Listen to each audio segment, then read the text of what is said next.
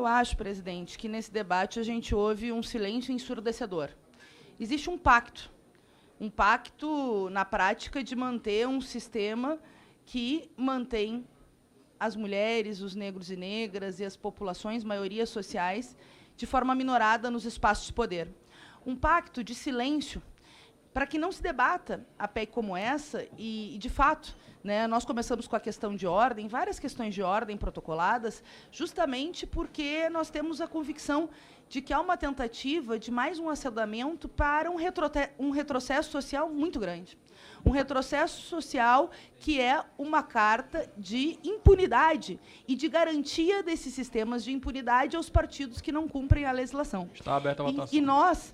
que é isso. Então, a votação é aberta. Quando a candidata está falando, nós sabíamos que a nossa candidatura, enfim, não representaria um espírito majoritário dos grandes partidos, que às vezes são grandes em números, mas são pequenos de ideologia, porque tem que ser muito pequeno para achar que é possível isentar de multas aqueles que não cumpriram um básico num país com uma representação tão desigual como o Brasil. O país que garantiu o direito ao voto às mulheres em 32, depois de 20 anos de luta das mulheres, e que, em 2023, é lanterninha na América Latina e no mundo de participação feminina. Num país como o Brasil, que tem uma maioria social negra e uma minoria de representação dos negros e, sobretudo, das mulheres negras do parlamento. E a ausência desses homens e mulheres que, infelizmente, são maioria lá fora, mas minoria nos espaços de poder, invisibiliza lutas, invisibiliza bandeiras, faz com que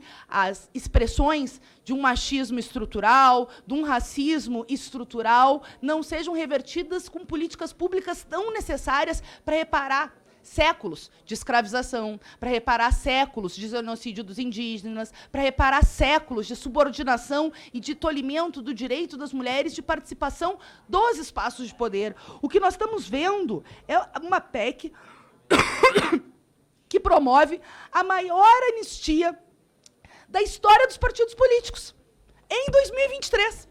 Contraditoriamente com o fortalecimento da luta das mulheres, com o fortalecimento da luta dos negros e negras, a Câmara, de olhos fechados, ignorando essa maioria social que clama para ser ouvida, que clama por direitos, que diz que não aguenta mais as violências, a desigualdade salarial, o assédio sexual, o racismo estrutural e as perseguições, o genocídio da nossa juventude negra, é ignorada no Congresso Nacional. Ignorada no Congresso Nacional. E é pior que ignorado, porque o que me irrita nesse pacto de silenciamento é que nós vemos a mesma coisa que aconteceu na CCJ, uma maioria que depois vota sim para admitir uma PEC, que é um absurdo, que é a PEC da vergonha, que é a PEC da anistia, que é a PEC da impunidade, que é a PEC da defesa dos caciques que querem se autoproteger por não ter cumprido a legislação tão pequena ainda para o direito das mulheres. Nós estamos falando de 2015, começar a ter o fundo de 5%. E eles anistiaram, Frei Davi, companheiros da Educafro, 5% que os partidos não investiam para financiamento de mulheres dentro dos partidos, isso em 2019. Tinha partido que fazia até curso de maquiagem para as mulheres, porque sequer respeita o direito das mulheres de querer ser ouvidas, de querer ser sujeitos políticos, de não querer assistir na plateia e de querer estar nos espaços de poder. Mas os caciques dos partidos botam as candidaturas laranjas para se apropriar desses recursos e usar o dinheiro das mulheres. Não garantem o financiamento dos negros e negras e depois se auto-anistiam. Se auto-anistiam na Câmara dos Deputados para não pagar 740 milhões de multas, e todos têm que pagar, doa quem doer, porque uma lei só vai vigorar à medida que tiver penalização para os partidos. Enquanto tiver carta para a impunidade, a certeza que logo depois vai vir um acordinho, um jeitinho, vai tramitar rapidinho na Câmara dos Deputados, e os caciques não vão ter que pagar aquilo que não cumpriram. Os caciques dos partidos, ou os presidentes que aceitam esta lógica, ou aqueles que não querem investir nas candidaturas de negros e negras, de mulheres, etc., porque se incomodam com a forma contundente como nós fazemos o debate. mas não se incomodam com a exclusão secular das mulheres dos espaços de poder. Não se incomodam com a exclusão secular dos negros e negras do espaço de poder, que tem uma conquista recente, de 2020, aplicada em 2022. E aqui, com essa PEC da anistia, vai se dar a anistia de 740 milhões para aqueles que descumpriram a cota dos negros e negras. 150 milhões para os partidos que descumpriram a cota de mulheres.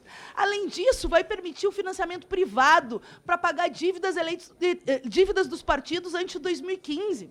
E a PEC dava salvo-conduto para casos gravíssimos, de má versação de recursos públicos, de utilização de recursos públicos para helicóptero, coisas de luxo, etc. E nós estamos falando de dinheiro do povo brasileiro, que sim, nós não queremos um financiamento privado de campanha para quem pague a banda, escolha a música, mas não queremos, né, uma lógica de estruturas bilionárias, de privilégios, e, ao mesmo tempo, quando se descumpre a questão eleitoral, aquilo que está previsto na norma, como conquistas recentes do movimento de mulheres, do movimento de negros e negras, mais um projetinho ajeitado rapidinho na Câmara dos Deputados, tramita, e tem um silêncio ensurdecedor dos homens, da branquitude, ou daqueles que compactuam com uma lógica que é manter de forma excludente e secular a maioria social, porque nós estamos falando de maiorias sociais, de mulheres e negros e negras. Então, nós não nos calaremos, por isso apresentamos a candidatura para fazer essa denúncia.